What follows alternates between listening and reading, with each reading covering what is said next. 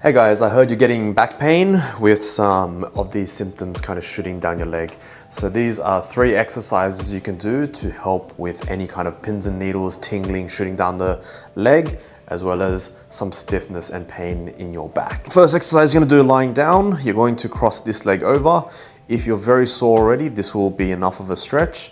If it's not that sore, you don't really feel anything, you're going to hook your hands under this leg, pull your leg up and feel a stretch in the bum cheek on this side here. You want to hold this for about 10 seconds and you want to pulse on and off, going for about 10 reps per side. Like that. Good. Second exercise you want to do is a hamstring stretch. So same position, lying down.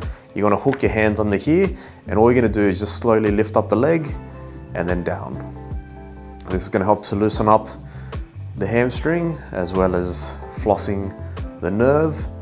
If this is getting way too comfortable for you and you don't really feel a stretch, you can add the toe in at the end. So straightening up here, toe back, back down.